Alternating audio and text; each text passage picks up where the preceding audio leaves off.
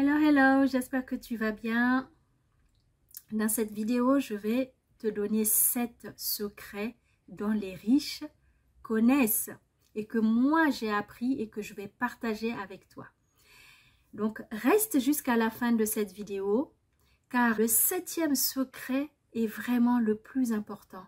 Et je t'invite à prendre note, à noter les 7 conseils et secrets que je vais énumérer dans cette vidéo.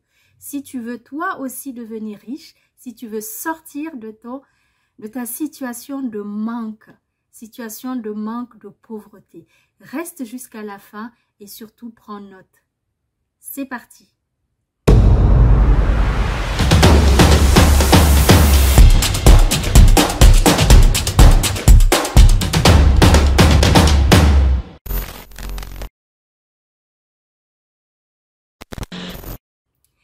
La richesse d'un homme ne dépend pas de la somme qu'il dispose dans son porte-monnaie.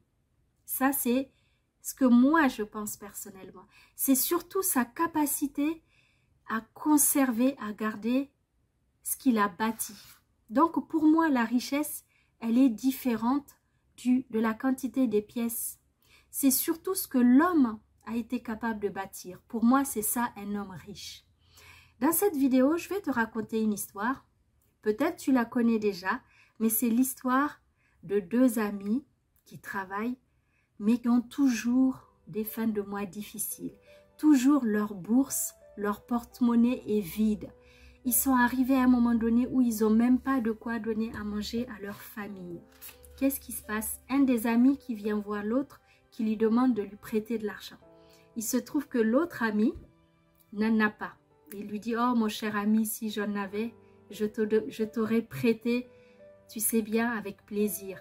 C'est vraiment 2 amis très proches, avec une grande générosité, mais ils n'en avaient pas. Il était tellement triste ce jour de ne pas pouvoir prêter à son ami et surtout de ne même pas avoir de quoi donner à son épouse pour qu'elle aille s'acheter à manger. Lors de cette discussion, l'ami qui est venu chercher un prêt était triste de voir la situation de son autre ami. Et dans leur discussion, il s'avère que un des amis qui dit « Mais comment faire pour sortir de cette situation? Nous travaillons tous les deux difficilement, nous avons un dur labeur. Mais comment cela se fait-il que nous n'arrivons pas à être riches ?» Il se trouve que ces 2 amis ont un 3e ami qui, lui, est très riche, immensement riche. Ce riche, c'est vraiment, non seulement il est riche, mais il est aussi généreux. Et c'est l'homme le plus riche de leur ville. Alors, il y en a un des amis qui propose d'aller voir ce 3e ami, le riche, pour qu'il leur délivre son secret et surtout qu'il leur donne un conseil comment faire pour que eux aussi sortent de cette situation. Alors voilà, les 2 amis qui vont rencontrer, mais avant d'aller rencontrer ce riche, ils ont quand même proposé à d'autres amis de leur génération, de leur groupe, de venir pour que eux aussi puissent bénéficier de ces sages conseils. C'était très généreux de leur part. Alors voilà, tout le groupe qui vient et ils vont rendre visite à ce riche qui lui aussi bien évidemment très généreux et qui commence à prendre de l'âge et qui était tout heureux de partager son conseil avec ses amis parce que c'est vraiment ses amis de cœur, ils s'apprécient tous. Ce riche commence par leur demander de bien prêter attention à ce qu'il va leur enseigner comme sagesse. Parce que là, il s'agit vraiment des conseils sages.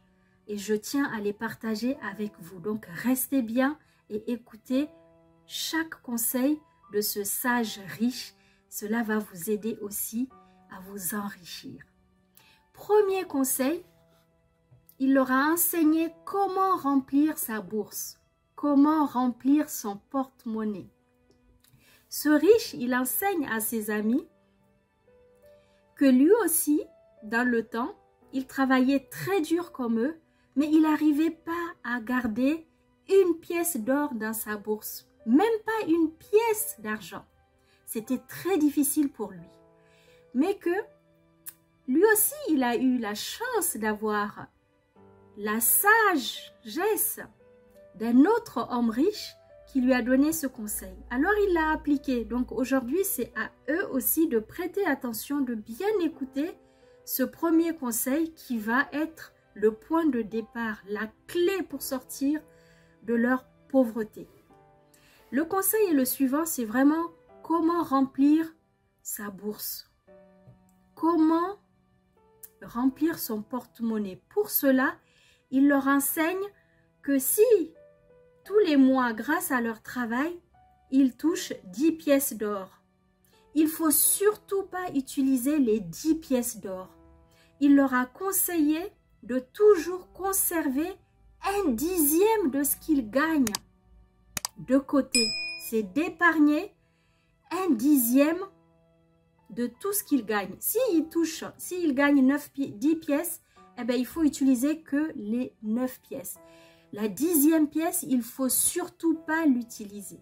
Voilà le premier conseil que ce sage riche a transmis à ses amis.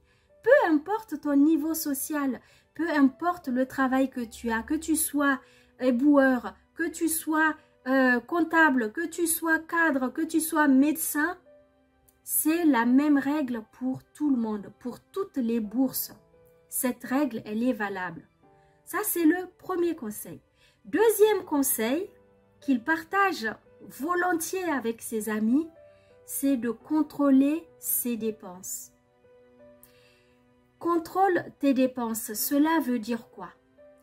Que plus tu vas épargner, plus tu vas être tenté de dépenser ton épargne. Mais non seulement tu vas épargner le 10e de ce que tu gagnes, mais à côté de ça, tu dois aussi résister aux tentations, aux désirs de ce monde. Si tu as l'habitude de t'acheter beaucoup de vêtements, commence à réduire ces dépenses pour les vêtements. Si tu as l'habitude d'aller au restaurant tout le temps, tous les mois, toutes les semaines, commence à réduire ces dépenses qui ne sont pas obligatoires. C'est ça qu'il veut dire par contrôler ses dépenses. Commencer à contrôler ses dépenses, c'est vraiment éviter de dépenser son argent pour des futilités, pour des besoins qui ne le sont pas. Parce que très souvent, on se crée des besoins, on a des envies qu'on veut satisfaire et cela nous met dans des situations où on dépense plus que ce que nous avons. Contrôler ses dépenses, c'est aussi ne pas dépenser l'argent que nous n'avons pas. Ça, c'est le deuxième conseil que donne le riche sage à ses amis. Troisième conseil, c'est de faire fructifier cet argent, l'or que vous avez mis de côté, l'épargne tous les mois. Parce que plus la pièce, tac, tac, tac, la pièce, elle fait du bruit dans votre bourse. Plus vous rajoutez, plus c'est lourd et vous sentez une satisfaction, une fierté parce que lorsque vous voyez que la bourse grossit, c'est que en même temps vous acquiert une satisfaction personnelle et ça donne encore plus envie de continuer à épargner, mais surtout à pas dépenser cet argent. Il faut le mettre de côté, toujours continuer à le faire grandir.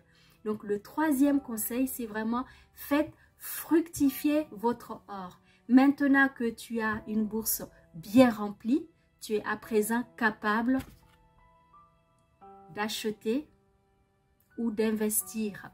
Tu peux investir. Donc, il faut faire fructifier. Il faut maintenant que cet argent que tu as mis de côté puisse travailler pour toi. Quatrième conseil, c'est que tu dois empêcher ce trésor, cette épargne que tu as eu tant de mal à mettre de côté, à épargner. Il faut l'empêcher de s'envoler. Il faut éviter de perdre cet argent. Comment éviter de le perdre? C'est de faire attention à ne pas faire des investissements qui ne sont pas rentables. C'est éviter de les prêter à des personnes qui vont peut-être pas te les rembourser. Donc, empêcher ton argent de s'envoler, de se perdre. C'est de ça qu'il s'agit. C'est vraiment le quatrième conseil sage. Tu as épargné, tu as eu beaucoup de mal à l'épargner. Alors, il faut éviter de perdre ton argent. Pour cela, avant d'investir, tu dois connaître le marché sur lequel tu veux investir. Cinquième conseil, c'est que tu dois faire des investissements rentables. Maintenant que tu as de l'argent, tu es à l'aise, tu as de l'épargne, tu as acquis un bien-être, tu as su mettre ta famille dans des bonnes conditions. Tu assures ton bien-être, celui de ta femme, de tes enfants. Donc maintenant, tu peux penser à investir davantage. Mais pour cela, il faut faire attention, dit le sage. Ne prends pas trop de risques. Parce qu'il expliquait à ses amis que il n'est pas très fier de son premier investissement. Mais ce n'était pas une perte. Cela lui a appris. Parce qu'il a prêté son argent à un autre marchand qui lui a promis d'acheter de l'or et de revendre à prix fort. Malheureusement, il s'est fait avoir. On lui a vendu du métal coloré qui n'était pas de l'or, qui avait aucune valeur. Il a perdu toute son épargne. Donc, le fait d'avoir investi, d'avoir pris le risque d'investir, mais il a mal investi sans avoir la connaissance de ce qu'il faisait. Il n'était pas encore expérimenté, il le regrette bien, mais d'un autre côté, ce n'est pas un mal en soi, dans le sens ça lui a permis d'être beaucoup plus prudent pour ses prochains investissements. Donc c'est pour ça qu'il faut, comme il dit, la cinquième étape, c'est vraiment investir. Faites un investissement rentable. Et pour cela, tu dois d'abord t'approcher du marché, connaître de quoi il s'agit, que ce soit un produit, une affaire, tu dois te renseigner avant d'investir dans ce business. Sixième conseil, tu dois sécuriser. Tu dois assurer un retour sur investissement. Il faut que tu assures un revenu sur le long terme, sur l'avenir.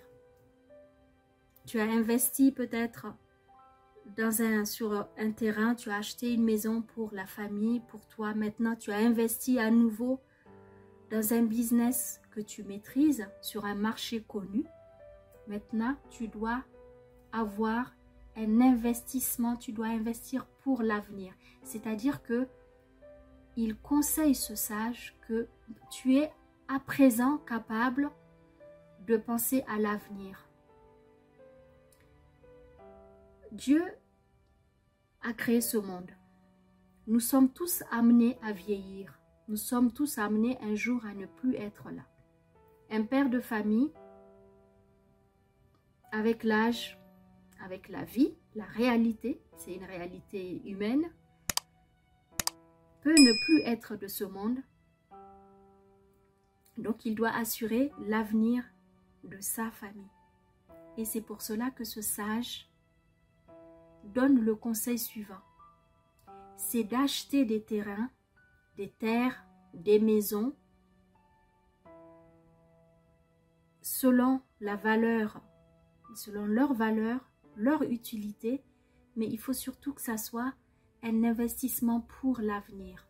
C'est-à-dire qu'il faut que l'argent ou l'or continue à travailler tout le temps, que cet argent continue à travailler, à vous rapporter de l'argent continuellement pour l'avenir, le vôtre, celui de vos enfants, de vos arrière-petits-enfants, de vos petits-enfants, en tout cas de votre future descendance.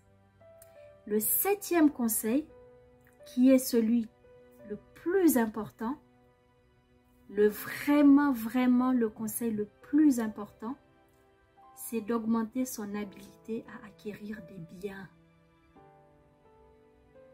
Augmente ta capacité à dénicher les bonnes affaires, les bonnes opportunités et à investir en toute sécurité. Sécurise tes investissements. Sois capable de détecter les bonnes opportunités. Et pour cela, il ne faut pas suivre ses désirs. Même si ce premier conseil met l'accent sur l'importance du désir. Un homme qui désire s'enrichir, mais qui ne fait rien, ça reste que des souhaits. Mais un homme qui désire s'enrichir, qui se fixe un objectif bien précis sur du court terme, je prends un exemple. D'ailleurs, c'est ce qu'il dit le sage. L'homme qui décide de gagner 5 pièces d'or et qui investit ce désir, qui met en place ce qu'il faut et qui arrive à atteindre cet objectif d'avoir ces 5 pièces. Il décide. Donc son projet était clair, défini, ce qui permet d'avoir un projet très court mais bien défini, un désir précis, clair, qui lui a permis de gagner les 5 pièces d'or. Et bien cet homme, il est capable, grâce à ce désir tangible, précis, parce qu'il voulait 5 pièces d'or. C'est pas qu'il avait un souhait comme ça, juste je souhaite devenir riche. C'est un souhait abstrait. Donc le 7e conseil, c'est vraiment, il faut avoir un désir tangible sur du court terme, clair, précis, défini. Si un homme a des désirs avec un objectif clair, tangible, j'ai déjà fait une vidéo précédente où je parle des objectifs SMART. Avoir des objectifs sur du court terme, des objectifs clairs, tangibles, qui sont réalisables. Donc le sage dit, il faut avoir cette capacité de dénicher les bonnes affaires, de se fixer des objectifs dont tu es capable de les réaliser. Si l'homme qui a atteint ses objectifs d'avoir les 5 pièces d'or, celui-là, il est en mesure d'acquérir 10 pièces d'or et ainsi de suite. Il a cette capacité de gagner de l'argent, de faire de l'argent, car son désir est clair et tangible. Il a d'abord fixé un projet bien fait, bien déterminé, qu'il a atteint. Il a réalisé, celui qui arrive à réaliser au fur et à mesure, étape par étape, ses objectifs, celui-là, il a augmenté sa capacité d'acquérir dans le futur de la richesse.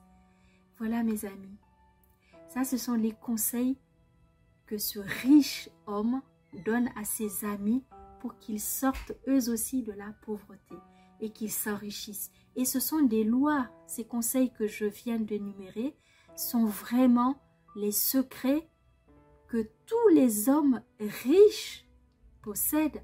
C'est vraiment de la sorte que les hommes riches fonctionnent et s'enrichissent davantage. Donc toi aussi, tu peux très bien mettre en pratique ces 7 lois, ces 7 conseils, ces 7 secrets pour que toi aussi, tu puisses sortir de ta situation d'inquiétude, ta situation de pauvreté, ta situation de manque, peu importe ta situation financière. Que tu sois, comme je dis, un simple ouvrier ou un cadre ou encore plus, peu importe ton niveau social, tu peux toi aussi décider aujourd'hui, grâce à tes désirs, grâce à tes objectifs précis, fermes, de sortir de ta situation et de dire, j'ai un travail, je peux commencer à épargner 1/10, pas moins d'1/10 de ce que je gagne. Non seulement j'épargne, ensuite je vais bien sécuriser J'assure la sécurité de mon épargne. Troisième chose, je commence à investir.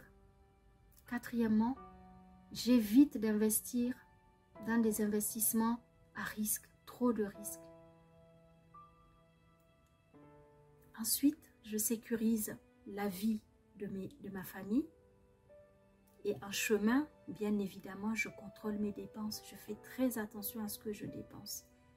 Parce que pour épargner, pour assurer le quotidien, il y a des charges fixes qu'il faut payer.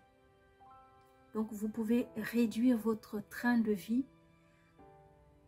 en fixant des objectifs, en ayant des retenues pour éviter de gaspiller de l'argent et surtout pour garder votre épargne. Conservez l'argent que vous arrivez à épargner. Cela va vous permettre de vous propulser à une grande richesse. Voilà mes amis. Si tu me découvres pour la première fois, je suis Emouna. J'accompagne les entrepreneurs toute l'année en leur donnant des conseils, en les aidant à bien gérer leur business. Alors si tu découvres cette chaîne, abonne-toi, mets-moi un like et surtout, dans les commentaires, n'hésite pas à me donner si toi aussi tu as d'autres conseils en plus de ces 7 conseils. Mets en commentaire un conseil ou deux, ce que toi tu sais que je n'ai pas cité dans cette vidéo. Ça va aider cette communauté et ensemble on va grandir et on va remplir nos porte-monnaies. Je te remercie d'avoir écouté cette vidéo et à très bientôt.